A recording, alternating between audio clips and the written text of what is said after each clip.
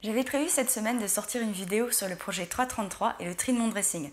Mais au vu de ce que je constate sur les réseaux sociaux ces derniers jours, nous sommes nombreuses à participer au championnat de brasse coulée en cette fin d'année. Comment ça se fait que chaque année, on ait l'impression d'avoir la tête sous l'eau? Ou même plus de tête du tout, hein. On le sait pourtant que le mois de juin est compliqué. Qu'est-ce qu'on fait mal? Qu'est-ce qu'on aurait dû anticiper? Qu'est-ce qu'on devrait rajouter à notre to-do list pour être une super maman qui déchire?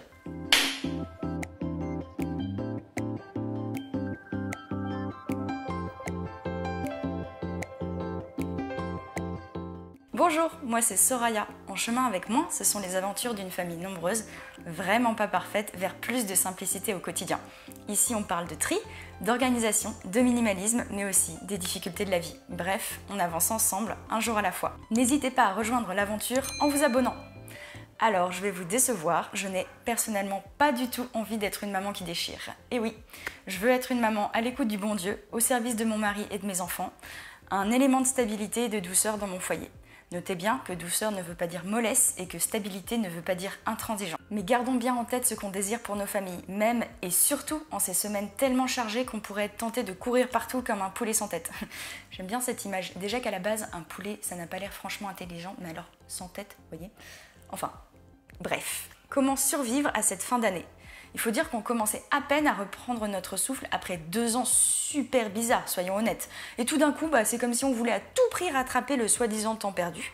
Les enfants, ils ont repris les activités extrascolaires, donc il y a le gala de danse, le CSO, tous les week-ends de préparation du camp scout, les spectacles de fin de l'année de l'école, sans compter les multiples pots de départ, les barbecues, les premières communions, la saison des mariages d'ailleurs, elle est déjà bien lancée. On ne sait plus où donner de la tête, clairement. Mais justement, est-ce qu'il est vraiment question de tête ici? Qui ne doit-on pas oublier au milieu de tout ce charivari? Notre âme. Voilà, et ça vaut que l'on soit croyant ou non. Enfin, sauf si vous pensez que vous n'avez pas d'âme. Là, merci d'être ici quand même. Quels sont les symptômes? On est fatigué, on est stressé, on court partout, on crie souvent plus que d'habitude, on n'a plus de patience, on rêve de vacances tout en sachant qu'on va devoir se taper toutes les valises et qu'une fois parti, on se reposera pas parce qu'en fait il faudra penser à tout et qu'il y a déjà la rentrée à préparer et parfois des choix très difficiles à faire. Ça y est, vous êtes bien déprimé, merci Soraya, c'est vraiment tout ce dont on avait besoin. Oh, vous me connaissez quand même, je vais pas m'arrêter là. Donc on est en clair sur les symptômes, c'est bon? C'est déjà ça. Je suis pas médecin, mais voilà ce que je verrai bien sur l'ordonnance. Premièrement, prenez soin de votre âme. J'ai remarqué, avec plus ou moins de bonne volonté, je l'avoue, que quand j'étais triste, en colère ou complètement noyée dans l'activisme, c'était à tous les coups parce que j'avais délaissé ma vie de prière. Oui, on n'a pas le temps, etc. On vous l'a déjà sûrement dit, en tout cas moi, on me le répète depuis mon enfance, mais il m'aura fallu 33 ans pour vraiment intégrer que prier n'est jamais une perte de temps. Au contraire. Et si vous n'êtes pas croyant, ça peut être un moment de silence, de méditation, de respiration, mais sans rien faire d'autre. On court partout, on passe d'une chose à l'autre, résultat, on fait tout mal ou presque.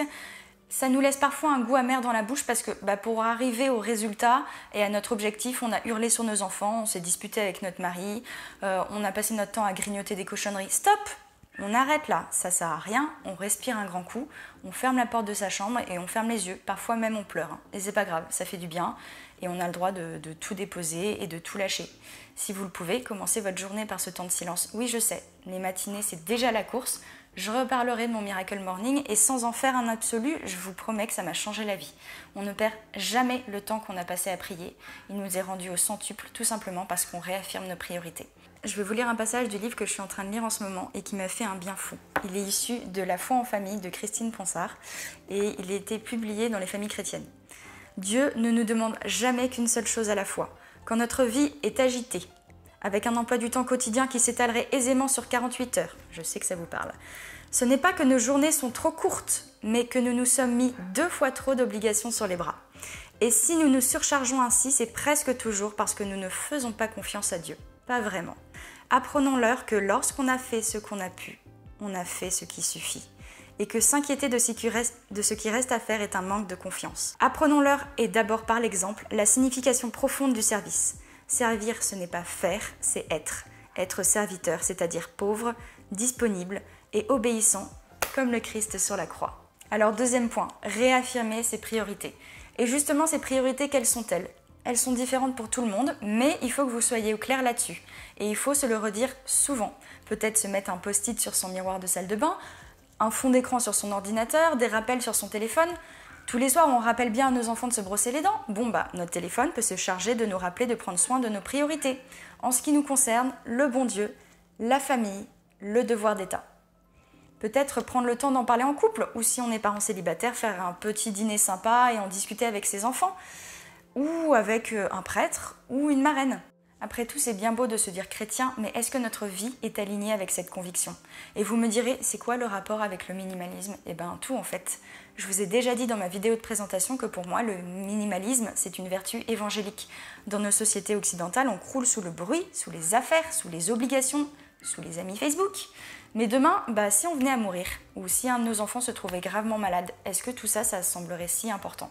Je ne dis pas ça pour vous déprimer, mais c'est une perspective que je vous invite à adopter régulièrement parce que ça aide vraiment à prendre du recul. Alors en pratique, comment on priorise? Ok, c'est bien beau tout ça, mais concrètement, ça ne va pas nous décharger des conduites, des déguisements, de la fête de fin d'année, des courses, de la préparation des repas. Alors lorsque vraiment on se sent débordé, mon mari et moi, on a l'habitude d'utiliser la matrice d'Eisenhower. Mais si vous la connaissez, vous prenez une feuille, un tableau, qu'importe, vous tracez 4 cases, puis 2 flèches, du moins important au plus important et du moins urgent au plus urgent. Vous voyez où je veux en venir? On est au mois de juin, c'est pas le moment de faire dans la dentelle. Vous listez tout ce qui vous encombre l'esprit, tout ce que vous pensez devoir accomplir aujourd'hui, cette semaine, cette fin d'année-ci. Et vous vous concentrez sur ce qui est à la fois très urgent et très important. Ce qui vous prend moins de 5 ou 10 minutes, vous le faites maintenant. Oui, maintenant là, même si ça vous saoule, on arrête de procrastiner, on avale son crapaud, mais qu'est-ce qu'elle raconte? Et on passe ce coup de fil qu'on reporte depuis des jours, on répare enfin ce déguisement, c'est ce que j'ai fait hier soir personnellement, et on envoie enfin ce mail. Vous verrez, ça fait du bien et on engrange de l'énergie positive. Ensuite, ce qui est important mais pas urgent, on le planifie dans son agenda, dans son téléphone, on le note et on s'y tient. Ne mettez pas plus de 2 ou 3 choses dans vos to-do list par jour, ça sert à rien. Encore une fois, on se concentre, sinon on s'essouffle. Ce qui est urgent mais pas important, on délègue à son mari, à un grand enfant, à un parent ou à un ami, j'y reviendrai. Et enfin, ce qui n'est ni urgent ni important, on laisse tomber. Vous y reviendrez plus tard si vous y tenez, quand vous serez plus détendu, mais là, c'est pas le moment. Même si c'est une tâche qui vous fait carrément plus envie que celle de cet encadré là. Vous savez, ça veut dire qu'il va falloir apprendre à dire non. Voilà, apprendre à dire non aux autres, mais aussi à soi-même, à cette pression qu'on se met toutes pour être parfaite et irréprochable. Laissez tomber, c'est de l'orgueil et c'est mauvais pour tout le monde. Pour nous, mais aussi pour les autres.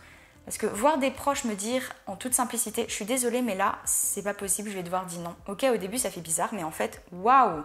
Bah ouais, on peut pas tout faire et on n'est pas obligé de se justifier parce que nos priorités ne sont pas celles du voisin et qu'on pourrait le vexer, ce qui n'est pas le but. On reste poli. On peut même rappeler à la personne de ne pas hésiter à nous redemander telle ou telle chose plus tard, mais pour l'instant, c'est pas possible et c'est pas grave. Il n'y a pas mort d'homme. Je sais que pour certains, ça va être l'apprentissage de toute une vie. Mais quel service on rendrait à la société en cassant cette image de la femme qui doit jouer en permanence sur tous les tableaux sans rien sacrifier? On dit souvent que choisir c'est renoncer, mais on peut aussi prendre les choses à l'envers et dire que choisir c'est dire oui à nos priorités. Et en cela, c'est tout à fait raccord avec le minimalisme. On ne garde que ce qui est important et on laisse tomber le reste, ce qui nous étouffe, ce qui nous empêche d'être en paix, ce qui nous fait nous sentir mal. Parfois, on est bien au clair avec ses priorités, on a viré tout ce qui n'était pas nécessaire, on a demandé à l'Esprit Saint de nous éclairer, mais objectivement, on a quand même beaucoup trop de choses à faire. Voilà, et c'est le moment de demander de l'aide. Alors oui, je sais, parfois ça coûte, ça paraît impossible, et puis autour de vous, de toute façon, tout le monde a l'air débordé aussi. Et c'est pour ça qu'il faut le faire, pour que les autres se sentent le droit aussi de dire qu'ils n'y arrivent pas tout seuls. On peut mettre les enfants à la cantine, on peut tourner entre mamans pour accueillir d'autres enfants que les siens à midi ou les récupérer au goûter. Et souvent, c'est un peu la fête parce que les enfants sont ravis et personnellement, je me sens pas plus débordée avec 7 ou 8 enfants qu'avec 5. On peut prendre une babysitter pour le tunnel du soir, surtout si votre mari est en déplacement ou rentre tard. Et messieurs, on peut aussi dire à son patron qu'on partira plus tôt du boulot parce qu'on aimerait bien profiter de ses enfants le soir. Je vous dis pas que c'est possible de le faire toute l'année, mais vraiment le mois de juin, on est crevé. Ici, mon mari, il part plus tôt, à 5h45, et ça me gêne pas de gérer le matin parce que je suis encore fraîche et dispo, et qu'en plus, comme je me lève en même temps que lui, j'ai un peu de temps en silence avant de lever les enfants, notamment pour prier. On se souvient du petit 1, n'est-ce pas? Mais du coup, le soir, quand il a fini, et même s'il n'a pas fini, il s'en va. Voilà, parce que ça sert à rien de rester pour rester et que la Terre ne va pas s'arrêter de tourner. Et que vouloir faire de sa famille une priorité, ça se traduit en actes. Alors je sais, c'est pas toujours très bien vu, mais on a toujours intérêt à s'entourer de personnes équilibrées. Bien sûr, c'est pas toujours possible, hein. À de rares exceptions près, c'est pas votre mari qui va coudre le déguisement de licorne du spectacle de fin d'année. Voilà. Mes enfants ont débarqué un jour, genre la semaine dernière, hein, en me disant qu'il leur fallait d'urgence, hein. Vous comprenez maman, c'est hyper important, on doit répéter en costume, hein. Donc il leur fallait d'urgence une tenue de perroquet et de licorne. Tout à fait, oui. Voilà. Donc qu'est-ce que j'aurais fait il y a quelques années? J'aurais passé mes soirées, voire mes nuits à coudre, tout ça pour un truc qui aurait servi 10 minutes et qui m'aurait tué la santé à un moment où j'avais vraiment autre chose à faire, voyez. Mais non, Soraya a appris. Soraya a du culot. Soraya a demandé sur son groupe Facebook de prêts et de dons si par hasard, on ne sait jamais, quelqu'un n'aurait pas un déguisement de perroquet ou de licorne en 8 ans, s'il vous plaît. Merci beaucoup. À me prêter pour quelques semaines en échange de cookies maison. Eh bien, figurez-vous que j'ai trouvé en 24 heures. Oui, oui, un déguisement de perroquet en 24 heures. Alors finalement, j'ai découvert que mon fils n'avait pas vraiment besoin d'un déguisement de perroquet, mais qu'il jouait un garçon qui répétait comme un perroquet. Merci Baudouin. Voilà.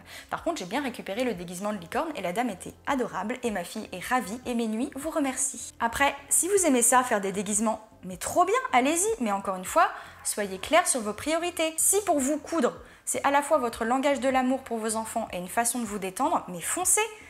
Alors, lâchez du lest sur le reste. Ce qui m'amène à mon 6e et dernier point. Ne pas se prendre trop au sérieux. Voilà, et je conclurai avec ça parce que ça me correspond tout à fait. Tous les ans, c'est le même délire. On se met dans des états pas possibles et tout ça pourquoi? Pour se rendre compte quelques semaines plus tard qu'on a survécu. Bah oui, comme d'habitude. Ou alors ça a pété et c'est l'occasion de se poser les bonnes questions pour ne pas recommencer. Est-ce que ça vaut vraiment le coup de se fâcher avec son mari ou avec ses enfants pour une histoire de tenue, de camp, de pot de départ ou je sais pas quoi? Bien sûr que non, on ne sacrifie pas la paix familiale. Et je dis paix, hein, pas aveuglement. Évidemment, certains sujets valent la peine qu'on mette les points sur les i, voire même qu'on se fâche un peu, mais vous n'allez pas mettre en danger la santé de vos enfants si une fois par semaine vous allez les chercher à l'école avec un pique-nique et que vous mangez dans un square à proximité de l'école. Vous n'allez pas renier tous vos principes éducatifs si vous faites une bataille d'eau avec vos enfants au lieu de finir les devoirs. Si vous les couchez une demi-heure plus tard parce que le petit dernier voulait absolument une autre histoire et qu'en fait ça déplaît à personne de prolonger le câlin du soir. Vos enfants ne vont pas devenir débiles parce que vous leur mettez un dessin animé. Alors, je dis pas de les caler devant le poste de télévision et de filer boire une bière en fumant une clope. Désolée, ça pour le coup, vous entendrez pas ce genre de discours sur cette chaîne, même si en soi c'est pas grave. Mais voilà, c'est pas à ça que doit aspirer une maman chrétienne selon moi, mais votre valeur ne se trouve pas dans l'assiette de vos enfants. Si pour tenir jusqu'aux vacances vous devez faire des repas plus simples, c'est pas grave. Et d'ailleurs vos enfants, ils seront sûrement ravis. Donc dites oui. Si c'est pas dangereux ou immoral, dites oui. On peut inviter machine à dormir vendredi soir. Oui, on peut aller goûter au square. Oui, on peut manger des céréales ce soir. Oui, tu peux dormir avec ton frère si vous ne faites pas trop de chahut. Choisissez vos combats, voilà, et laissez vos enfants créer des souvenirs. Pourquoi pas le soir au dîner, commencer la liste des gratitudes de l'année? Oui, on est essoufflé. Mais en fait, qu'est-ce qui s'est passé cette année qui fait qu'on remercie le bon Dieu, qu'on remercie papa, maman, un frère ou une sœur? Maîtresse, elle sera ravie d'avoir un joli dessin et une fleur qu'on a cueillie sur le bord de la route. Un délicieux croissant de la boulangerie, croyez-moi sur parole. J'étais instite avant et rien ne me faisait plus plaisir qu'une carte, un bisou, un gros câlin, un merci, les larmes dans les yeux. Parfois on se prend tellement la tête qu'on en oublie l'essentiel, vous croyez pas? Alors, est-ce que vous êtes prêts à vivre cette fin d'année de manière minimaliste? La prochaine fois, on parlera peut-être des vacances, ok? J'espère que cette vidéo vous a plu. N'hésitez pas à laisser un petit like, à vous abonner, voire même à partager autour de vous. Et moi je vous dis à la semaine prochaine, si la vie le permet.